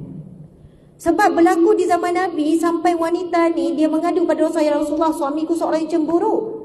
Dia menghalangiku untuk ke rumah Allah. Nabi ni atas mimbar, jangan menghalang wanita kamu ke rumah Allah. Kalau kita baca kisah isteri Nabi, macam mana bila bulan Ramadan sampai ikat pinggang dengan tiang dalam masjid supaya boleh diri lama. Ikat apa ni? Ikat kain. Lepas tu Nabi tanya, ini kain siapa ni yang terikat dekat tiang ni? Lepas tu sahabat Nabi kata, sebut nama isteri Nabi sekian-sekian. Sebab berdiri lama baca Quran, berjuzuk-juzuk, supaya tak nak tumbang. Sampai macam tu sekali. Sebab itu di sana ulama bila ditanya, kenapa ada perbezaan, Nabi jawab, yang lebih utama di rumahmu, di bilik tidurmu, sekian-sekian. Bagi wanita yang ada fitnah bila dia pergi ke masjid. Yang tak ada fitnah, kita pergi pula dengan suami. Lepas tu pintu masuk asing, tempat wuduk asing, ada tempat khas. Di mana ruang fitnah? Tempat fitnah yang lebih besar di shopping kompleks tu, bercampur semua tu. Di tempat berhibur, di tempat rekreasi, di tempat kawasan terbuka, main air, sungai ramai-ramai, tak ada pula bincang. Saya tak pergi main sungai ramai-ramai, bimbang fitnah. Tak timbul pula. Keluar daripada air melekat-lekat. Bukan saya kata tak boleh, hukum asal harus. Tapi kalau dah nampak tubuh badan tu, dia bertukarlah hukum. Cari tempat tersembunyi sikit kalau kita nak main air. Maksudnya sekarang dibesar-besarkan sangat, sampaikan jemaah wanita tak ada. Subuh saya rasa kadang-kadang jemaah wanita tak ada. Muslimat, kalau kita dapat datang waktu subuh, solat berjemaah, hari tu satu hari rasa tenang. Sebab pagi tu keluar dari rumah, ambil angin, udara segar tu, kaki dah melangkah ke rumah Allah, gugur dosa, angkat darjat, dicatat pahala sedekah awal-awal pagi. Saya faham ada yang bekerja sekian-sekian. Saya pun keluar rumah awal sebab pulang pukul 7 kat pejabat, 6.30 kena ni. Tapi bila pergi masjid dengan suami, kita tak payahlah nak zikir tu sebab tak sempat. Imam bagi salam je, kita terus geraklah balik dengan anak-anak. Seronok sangat satu keluarga menuju ke rumah Allah. Alhamdulillah, terlindung daripada fitnah-fitnah tu sebab semuanya pintu semua dah dibezakan. Zaman Nabi, wanita akan bangkit awal sebab dia terbuka, tak ada ruang yang berasing sangat, sekian-sekian. Jadi, Masya Allah, kalau kita nak jadi wanita yang terpaut hati dengan masjid, tak ada masalah. Dua orang yang saling mencintai kerana Allah, kita dah jelaskan. Itu yang keempat. Yang kelima, iaitu lelaki yang mampu menahan hawa nafsunya saat digoda oleh wanita, lalu mengucapkan, inni akhafullah. Dan seorang yang bersedekah, lalu menyembunyikan. Dia sembunyikan sedekah dia. Umpama Nabi kata, tangan kanan beri sedekah, tangan kiri pun tak tahu. Maksudnya satu anggota badan ni sama-sama dia tak tahu. Tapi itu adalah tamsilan. Muslimat, di dalam Al-Quran memang Allah sebut mereka yang melakukan sedekah secara sembunyi dan mereka yang melakukan sedekah secara terangan. Maksudnya Allah terima orang bagi sedekah terangan. Dan tidak dikatakan riak, takabur, menunjuk-nunjuk, siap buat mokat cek, okey 100,000 dia menyumbang, contoh Kita tak boleh terus kata riak, menunjuk-nunjuk, siap buat mokat cek lagi. Nak tunjuk dia menyumbang ke masjid 200,000. Kadang pihak masjid yang nak buat, nak meraihkan, contohlah. Mungkin hari ni ada nak niat nak bagi 1 juta ke kan? Maksudnya masjid terkejut tengok nak terima 1 juta. Lalu buat majlis sikit, lepas tu orang heboh. Maksudnya kalau buat secara terangan, jika dia boleh jaga hati dia, Allah terima. Dan dia niat untuk menggalakkan dan sebagainya. Namun begitu, mesti ada sedekah yang kita sembunyikan. Sebab inilah yang akan menggolongkan kita di akhirat kelak di bawah naungan Allah. Kadang-kadang kita bagi tahu suami, bang saya ada bagi dekat situ 1,000, saya ada bagi kat situ 5. Bang, duit awak hari tu awak bagi saya 10,000 suruh beli handbag tu kan, saya tak beli bang. Contoh suami bagi, ambil 10,000 ni, pergi shopping, jangan tinggal 1 sen pun. Okey bang, boleh. Oh, happy tak? 10,000, 10,000 rupiah. Gitu. Okey. Jadi kita pun tak beli, kita buat sedekah. Kita mungkin cerita pada dia, bang duit tu sebenarnya saya guna sikit je, selebihnya saya ada bagi sekian-sekian. Kadang kan suami tahu kita sedekah, tapi wajib paksakan diri kita ada sedekah yang suami pun tak tahu.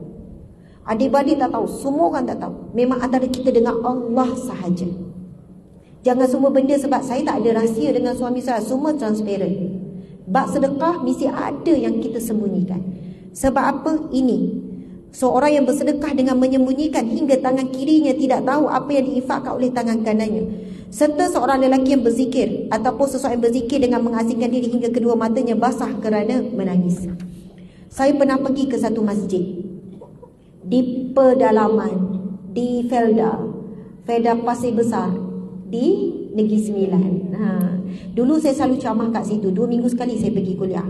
Masa tahun 2018-2017, saya akan drive sendiri, perjalanan 1.5 jam, kadang kat 2 jam, sampai dah letih dah, tapi ramai yang datang makcik-makcik orang Felda.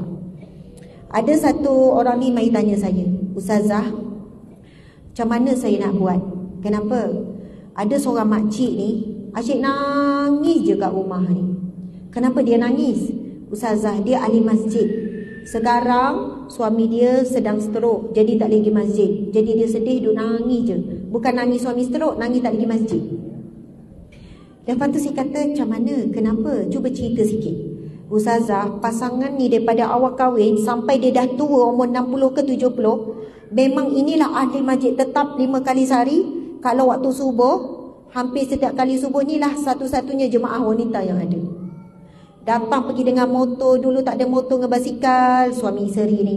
Lepas tu dengan motor, sekian-sekian. Lepas tu Ustazah sekarang ni suaminya stroke, jadi dia tak nak pergi masjid, dia sedih sangat tak boleh solat kat masjid. Tapi makcik ni tak datang. Orang lain datang bercerita, dia kata macam mana Ustazah, saya nak pujuk makcik ni. Lepas tu dia cerita lagi, Ustazah tahu tak apa jawapan makcik ni? Bila saya tanya makcik ni orang tu lah bercerita pada saya. Tahu tak apa jawapan? Bila saya tanya, kenapa makcik suka sangat pergi masjid? Dia kata, pertama dia kata, orang Nogori senang kalau semayang kat masjid ni, semua imam yang buat. Dia yang baca Quran, kita Fatihah yo. Lepas tu dia yang baca doa, kita je tadah yo. Kita aminkan yo, zikir kita ikut. Semua mudah, serah dia imam. Okey, kita dengar macam biasalah kan. Lepas tu yang kedua, dahlah semayang kat rumah sorang-sorang, semua kena buat sendiri, dapat pahala 1. Tapi kalau dekat masjid semua imam buat, dapat pahala 27. Orang kampung penoreh, tapi dia punya beriman dengan janji Allah, solat berjemaah itu sangat hebat. Dia percaya dan dia pegang dan dia buat. Dia kata dapat 27. Ni cik sedih sangat ni. Semayang ke rumah sekarang seorang-seorang, suami duk terlantar. Itu yang sedih duk nangis. Pergi jalan nangis. Nangis sebab rindu masjid, nak pergi masjid, dan dia tak akan pergi sebab dia tak boleh tinggal suami dia. Masya Allah, Allahu Akbar. Lepas tu saya cakap, tolong sampaikan dekat makcik ni, bagi tahu dia, walaupun dia solat seorang kat rumah sekarang, dia dapat ganjaran sama seperti dia solat di masjid, tanpa dikurangi sedikit pun. Tolong cakap dekat makcik ni, berhenti nangis. Sebab apa? Di sana ada hadis Nabi. Yang pertama Nabi sebut, barang siapa yang melazimi sesuatu amalan, dia jadi amalan lazim dia, memang istiqamah, lalu terhalang kerana keuzuran, ada halangan, Allah perintahkan kepada malaikat, catat pahala yang sama tanpa mengurangi sedikit pun. Masya Allah. Itu kelebihan orang yang istiqamah dengan satu amalan. Jadi saya kata sampaikan berita gembira ini kepada makcik. Jadi tuan-puan sekalian, kadang-kadang kita fikir tak ada halangan pun kita nak pergi solat maghrib isyak di masjid. Yang menghalang kerjalah tak pernah habis, waktu itulah nak makan. Tapi kalau mindset ada, sampai rumah makan sebelum maghrib, siap-siap, okey siap-siap semua, jom kita pergi masjid. Maghrib antara isyak tu ada tazkirah. Kalau baca Quran, zikir. Kalau kita ubah corak kehidupan ni, berubah seluruh kehidupan kita. Rezeki mencurah-curah, yang masalah anak nampak satu demi satu selesai, hubungan suami sebelum ni banyak benda acik gaduh, tiba-tiba dah aman damai, kerana sekeluarga sedang menuju ke rumah Allah. Allahu Akbar. Jadi muslimin muslimat dimati Allah sekalian, sekarang kita nak pergi seterusnya kepada apakah amalan untuk dikenali daripada mahsyar. Ada amalan yang mana dia akan dikenali dengan wajah-wajah yang bercahaya. Seluruh umat manusia daripada yang pertama dicipta hingga yang terakhir, termasuk para Nabi dan Rasul, akan dibangkitkan kembali. Okey. Dalam satu riwayat hadis, beberapa orang sahabat telah bertanya kepada baginda sallallahu alaihi wasallam, "Ya Rasulullah, bagaimana engkau mengenali umatmu setelah sepeninggalanmu, wahai Rasulullah?" Lalu baginda pun menjawab, masa dah habis sebenarnya ni. Patut habis pukul berapa dia? Pukul 11.45. Kamu pun confused deh. Dah makan ubat. Tak adalah. 11.45. Sekarang pukul 12. Kita dah lebih 15 minit. Saya tahu ada yang perlu keluar, dia menyusut-nyusut, dia harap orang tak nampak, tapi nampak sebenarnya. It's okay, tak ada masalah. Sebab ada yang nak pergi ambil anak sekolah kan. Ada yang macam-macam urusan lah. Tak apa, anda keluar je macam biasa. Tak payah rasa macam nak mengecilkan diri, sebab takkan kecil. Jadi kita nak terus sikit saja. Saya rasa sebab saya dah sebut di awal tadi, mereka yang akan masuk syurga tanpa dihisap, tanpa diazab. Yang ni kita nak tahu. Ya, daripada sebuah hadis Nabi, Nabi bermula dengan macam ni. Nabi kata, di mahsyar, Nabi bersabda, sesungguhnya di kalangan umatku terdapat 70,000 yang akan masuk syurga tanpa dihisap dan tanpa diazab. Lepas tu Nabi pun tinggalkan, tertanya-tanya, Nabi tak jelaskan siapa, Nabi tinggalkan. Lepas tu Nabi masuk dalam rumah, sahabat pun tertanya-tanya sesama mereka, siapakah agaknya orang yang akan masuk syurga tanpa dihisap, tanpa diazab ni? Kemudian ada yang jawab, kemungkinan orang yang lahir Islam, hidup Islam dan mati Islam. Yang kedua pula cakap macam ni. Yang ketiga, Nabi daripada rumah Nabi dengar. Sebab rumah Nabi kan sebelah masjid. Nabi bila cakap hadis tu, Nabi tinggalkan macam tu. Lepas tu, maksudnya sahabat Nabi ni, dia orang ni jenis yang bukan perasan. Kalau kita kan contohlah, kita insya-Allah kita akan masuk syurga tanpa dihisap, tanpa diazab. Amin. Rasa macam confirm lah tu. Rasa macam yelah tu, yelah. Amin. InsyaAllah, insyaAllah. Senyum. Kan? Ya. Tapi sahabat Nabi ni bila bincang, mereka tak sebut, mereka tak adalah insya-Allah kita lah tu, tak ada. Bahkan mereka berfikir untuk orang lain. Sebab sahabat Nabi ni bukan lahir Islam ya. Sahabat-sahabat Nabi ni baru dapat Islam umur 40, 30, bukan lahir Islam. Tapi sahabat Nabi kata boleh jadi golongan ini dia lahir Islam, hidup Islam, dia mati Islam. Maksudnya bukan mereka. Bukan mereka kata kita lah tu, insya-Allah kita kan pejuang agama Allah, kita tak. Mereka tak berhujahkan mereka. Lepas tu Nabi pun keluar, Nabi pun berkata, kita akan bacakan hadis ini sekejap. Dah nota terlalu banyak, tak tahu mana ni. Kalau ikutkan ni, sekejap. Mana yang hadis berkaitan dengan tanpa dihisap ni? Golongan kanan, golongan kiri yang masuk tanpa dihisap. Gitu. Ini pengantin baru ni, baru nikah ni 2 minggu lepas. Itu inai tu. Berinai lagi. Ni macam inai baru lagi ni. Macam baru buat ni. Bukan golongan yang masuk syurga tanpa dihisap tu. Saya nak baca hadis penuh dia. Awak tengok kat sini. Pelik ni kan ceramah, lepas tu tiba ada pembantu penceramah. Sebab pertilakan manusia di hadapan mahsyar. Okey. Cuma saya ingat hadis tu, cuma saya nak baca matan. Nabi sebut 2 golongan. Golongan yang Nabi sebut begini. Nabi kata tidak. Apa yang kamu sebutkan itu tidak benar. Apa yang kamu dah borak-borak, kamu teka-teka siapakah golongan 70,000 masuk syurga tanpa dihisap, tanpa diazab itu. Nabi berkata tidak. Mereka yang masuk syurga tanpa dihisap, tanpa diazab, yang pertama, dia tidak mensyirikkan Allah. Dan Nabi sebut tidak mensyirikkan Allah saat apa? Saat dia sakit, saat dia nak berubat. Sebab ramai orang jadi syirik ketika sakit. Pergilah jumpa sekian-sekian. Dia yakin seolahnya orang tu menyembuhkan. Bila dia sembuh betul, tertipu daya.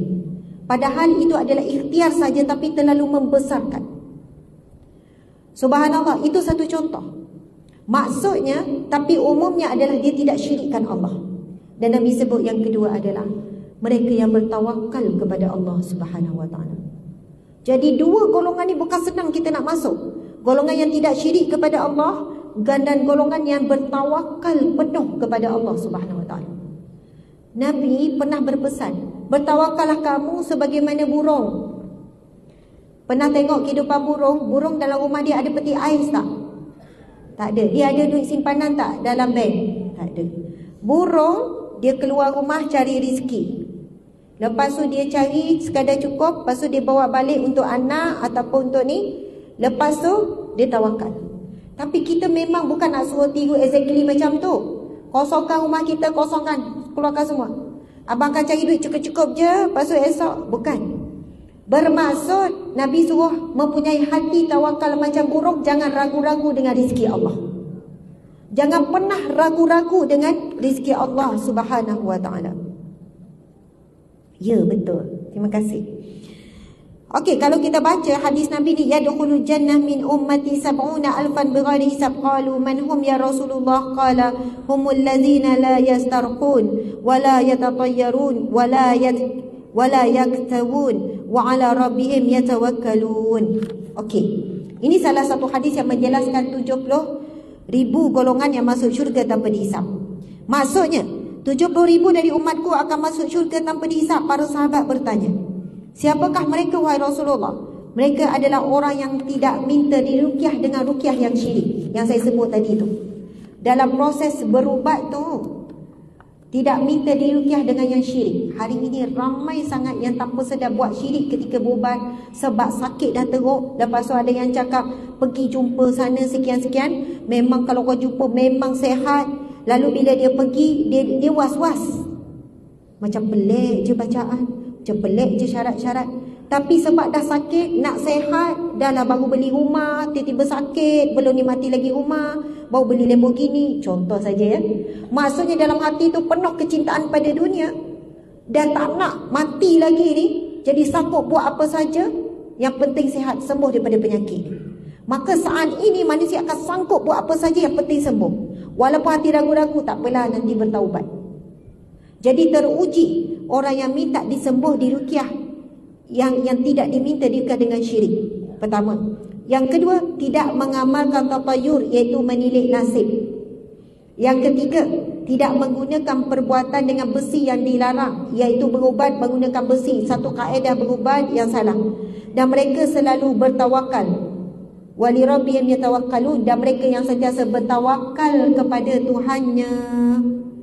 Jadi kesimpulan pada perkongsian pada hari ini, muslimin muslimat dimati Allah sekalian, kita sebut sikit bagaimana nak jadi orang yang bertawakal. Allahu Akbar. Orang yang bertawakal, antara amalannya adalah baca zikir Nabi Ibrahim alaihissalam. Apa dia? Hasbunallah wa ni'mal wakil. Sebenarnya setakat tu je. Cuma kita boleh tambah itu tambahan ni'mal maula wa ni'man nasir. Hasbunallah. Okey, tak apa. Tapi kalimah Nabi Ibrahim adalah hasbunallah wa ni'mal wakil. Apa maksud dia? Hasbunallah, cukuplah Allah bagiku, ataupun cukuplah Allah bagi kami. Wa ni'mal wakil, dialah sebaik-baik wakil. Dialah sebaik-baik pelindung. Dialah sebaik-baik penjaga.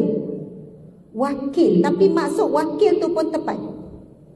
Allah lah sebaik-baik wakil. Kita tahu Nabi Ibrahim sebut kalimah ini bila? Ketika nak dilemparkan ke dalam api. Ketika itu datang malaikat, wahai Ibrahim, maukah kamu, maukah awak, maukah kamu untuk aku bantu? Nabi Ibrahim jawab, jangan datang di antara dua kekasih. Di antara aku dengan Allah, jangan kamu berada di tengah-tengah. Lalu Nabi Ibrahim membaca hasbunallah wa ni'mal wakil. Allah dah cukup bagiku, kamu tak perlu tolong. Bukan sombong, tetapi begitulah besarnya tawakal Nabi Ibrahim kepada Allah. Dan Nabi Ibrahim bukan mengharapkan Allah sejukkan api lah nanti tu, nanti akan terhalang lah, nanti tak akan jadi masuk, mungkin ada angin. Tak. Maksudnya Nabi Ibrahim tidak mengharapkan apa-apa, bulat-bulat, serah je. Kalau Allah takdirkan terbakar, terbakar. Allah takdirkan mati, mati. Kalau pun sekian-sekian. Maksudnya serah betul pada Allah. Sebab kita kadang sebut tawakal lah, tapi kepala satu je, mesti berjaya. Maksudnya nak tak apa, tawakal. Maksudnya kita sebut tawakal, dalam fikiran kita dah ada benda yang kita nak tu. Tapi bukan serah bulat-bulat. Terbukti bila apa yang kita usahakan itu, yang kita dah sebut tawakal tu, bila sebaliknya berlaku, masa tu respon kita tak seperti orang yang bertawakal. Dah kenapa macam ni Rizaknya? Dah mak, itu mak kata tawakal. Memanglah tawakal, tapi ni macam mana ni? Apa sahaja? Tawakal kita akan teruji. Jadi, subhanallah, bila sebut hasbunallah wa ni'mal wakil, Allah sebaik-baik wakil, maksudnya betul-betul serah kepada Allah selepas kita berusaha. Oh, ini susah sangat nak buat. Kalaulah kita ni majikan, kita ada staf 5 orang, lepas tu kita tak dapat pergi satu mesyuarat penting, mesyuarat tu pula dengan Perdana Menteri, contohlah, untuk dapat geran sekian-sekian, bentang kertas kerja. Kita akan pilih daripada pekerja kita tu misi yang terbaik, betul? Supaya kita yakin bila hantar yang terbaik, insya-Allah dia boleh present terbaik. Jadi tawakal ni, kita wakilkan masalah kita ni kepada Allah yang maha terbaik. Sebab itu orang yang masih ragu-ragu, contohlah, doktor tolong selamatkan anak saya, tolong ya. Doktor ni pun sebut, saya usaha yang terbaik, tapi makcik tawakal ya. Makcik memang tawakal, tapi doktor tolong pastikan anak saya selamat. Saya dah cari doktor yang terbaik, semua orang cakap doktor yang terbaik. Doktor, biarlah pembedahan tu, makcik tawakal. Saya dah tawakal. Maksud tawakal tu ketika itu, ya Allah, kalau selamat-selamat, tak selamat pun terima. Maksudnya dah serah bulat-bulat dah kepada Allah. Hasbunallah wa ni'mal wakil. Cukuplah Allah bagiku, dialah sebaik-baik wakil yang kita dah serahkan urusan tu. Boleh faham tak apa yang saya cuba sampaikan? Maksudnya bersungguh-sungguh, tapi makcik pun dah penat kan? Dah lenguh dah ustazah ni. Beria sungguh lah ustazah ni ceramah nak suruh faham ni kan. Makcik pun paksa jugalah buat. Tapi kaki dah kebas ni ustazah weh. Dah kerengga ada. Bukan semut lagi dah kerengga dah ni. Masya Allah. Jadi saya faham kita memang kena berhenti. Itulah antaranya.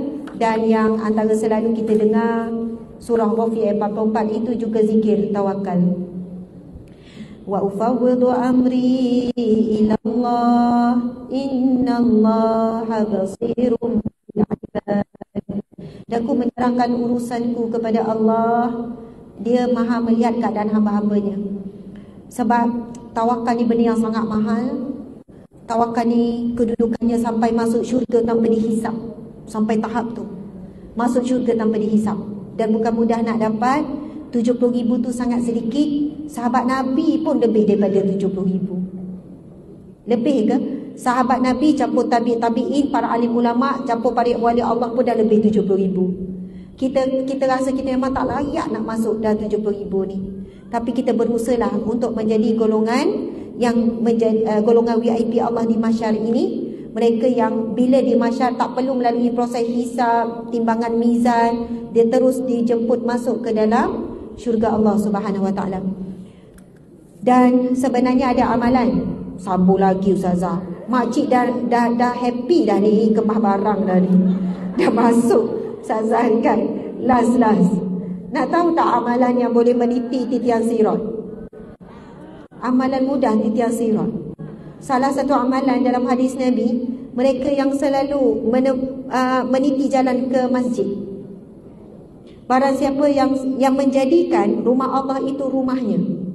Subhanallah, saya baca hadis ni sebenarnya dalam buku ni, dalam buku Dr. Zulkifli Al-Bakri tentang amalan. Inilah bukunya. Titian sirat ni, titian sirat.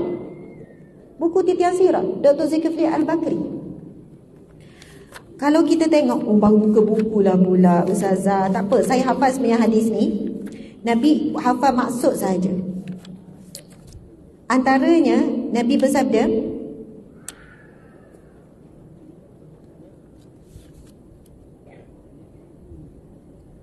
barang siapa, amalan. Apakah maksud kita pergi kepada keadaan orang beriman ketika mentitian sirat. Adakah semua akan masuk dengan kejap? Amalan yang memudahkan untuk meniti titian sirat. Nak tahu kan? Ini ceramah kedua dah ni. Jadi tadi kita dah habis masa sejam suku. Kita ada sejam suku lagi. Marah pihak masjid. Ustazah, saya jemput satu slide je. Tengok hadis ini. Masjid rumah setiap orang yang bertakwa. Allah jamin bagi siapa yang menjadi masjid sebagai rumahnya. Oh, ini hebat. Siapa yang menjadikan masjid sebagai rumahnya? Kita kalau sebut rumah kita lah. Tapi disebabkan dia suka sangat datang masjid rumah keduanya. Maksudnya bukan rumah dia itu satu je. Barang siapa yang menjadikan masjid sebagai rumahnya dengan kekuatan, wangian rahmat dan lintasan atas titian sirat menuju kepada maka Nabi kata, dengan kekuatan wangian rahmat dan lintasan atas titian sirat menuju kepada keridaan Allah ke syurga. Maksud hadis Nabi ini ialah, aku dengar Rasul bersabda, siapa yang menjadikan rumah Allah rumah keduanya, selalu pergi masjid, masa ketika dia meniti titian sirat, dia meniti dengan kuat, dengan tenang, dengan wayan, dengan rahmat dan lintasan atas titian sirat menuju kepada redha Allah. Masya Allah. Kemudian min ahsana sadaqah jaza ala sirati mudilan. Siapa yang ihsan dalam bersedekah, pasti dia dapat melintasi titian sirat dengan mudah tanpa takut. Kemudian mereka yang memberikan kemaafan, man aqala musliman bai'atahu aqalahu Allahu azratuhu yaumal qiyamah. Siapa yang meringankan beban terhadap orang Islam, maka Allah akan menyelamatkan kegelinciran pada hari kiamat. Siapa yang menyambung hubungan dengan saudaranya Islam dengan cara menolong kepada penguasa, menyampaikan kebaikan, meringankan kesukaran, nescaya Allah menolongnya dalam melintasi titian sirat pada hari kiamat ketika kaki tergelincir. Muslimat sekalian, bila Nabi bagi gambaran titian sirat, licin, halus dan lebih ramai yang tergelincir daripada yang berjaya. Jadi amalannya antaranya adalah pergi masjid, bersedekah, kemudian memaafkan dan meringankan beban orang lain. Bukan nak kata senang, tak senang, sebab ia ada satu amalan yang melibatkan hati. Hanya hati yang mencintai masjid je boleh menjadikan masjid adalah rumah kedua. Bila ada masalah pergi masjid, bila buntu pergi masjid, bila resah gelisah pergi masjid, bila nak solat, kalau terhalang je, barulah di rumah yang lain pergi masjid. Sekarang hujan lebat di luar kan, apa doanya? Kita baca doa sikit, kemudian tutup. Saya dah habis dah ceramah. Alhamdulillah, lega semua. Masya Allah. Jadi kita baca doa sikit, termasuk doa ketika hujan turun. Kan doa yang diajarkan oleh Nabi apa dia? Bismillahirrahmanirrahim. Allahumma sayyiban nafi'an. Ya Allah, limpahkanlah kepadaku manfaat. Amin ya rabbal alamin. Okey, doa hujan tu pendek tapi hebat. Walaupun ringkas, Allahumma, ya Allah, sayyiban maksud limpahkanlah, nafi'an manfaat sebagaimana limpahan hujan yang sedang turun. Ada tak siapa yang mampu kira berapa titik air hujan? Tak mampu.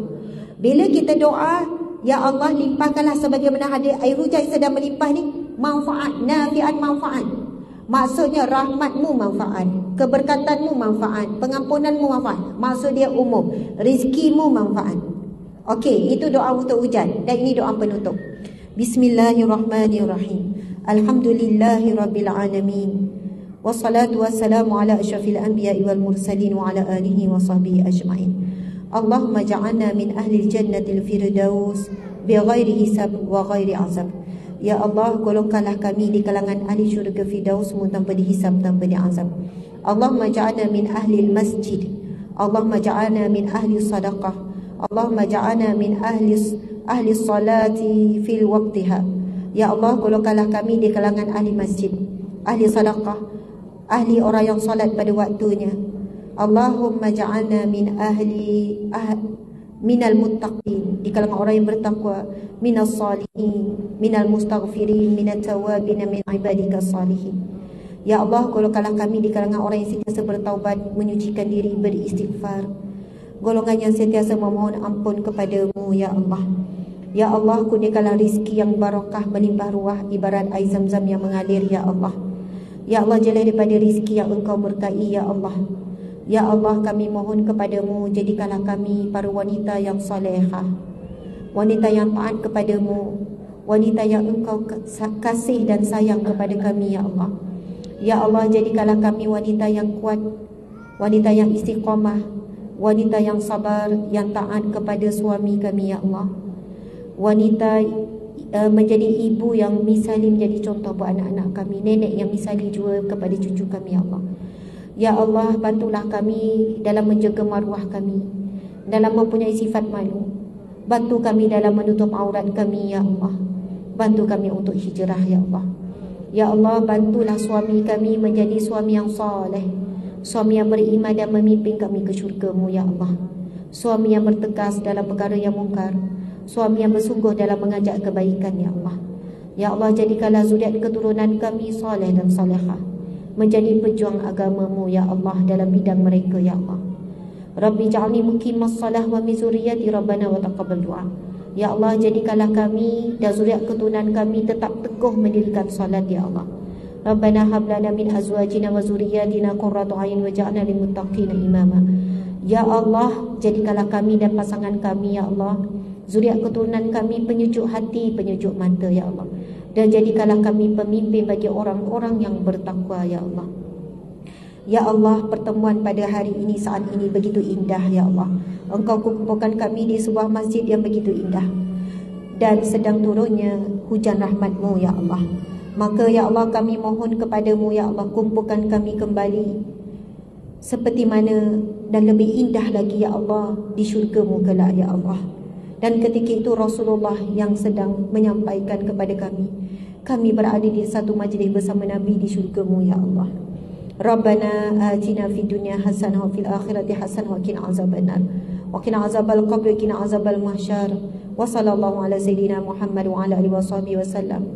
Walhamdulillahi rabbil alamin. Ya Allah, bukakanlah pintu hati kami untuk bersedekah sebanyaknya untuk masjid ini, ya Allah. Dan memilih satu jumlah yang kami cintai untuk diberikan-Mu, ya Allah. Dan hasil daripada sedekah itu, ya Allah, dia menjadi wakaf jariah, pahala mengalir tanpa henti walaupun kami telah mati, ya Allah. Ringankan beban mereka yang bersedekah, ya Allah. Tunaikan hajat mereka bersedekah. Hilangkanlah sakit mereka yang bersedekah, ya Allah. Amin ya rabbal alamin. Alhamdulillah, mohon maaf salah dan silap. Saya sayang semua kerana Allah, kerana Rasulullah SAW. Sehingga bertemu lagi muslimat sekalian. Wabillahi taufiq wal hidayah. Assalamualaikum warahmatullahi wabarakatuh. Terima kasih semua. Okey, sekejap muslimat, saya nak buat pengumuman sikit. Dekat luar sana, boleh tutup dia.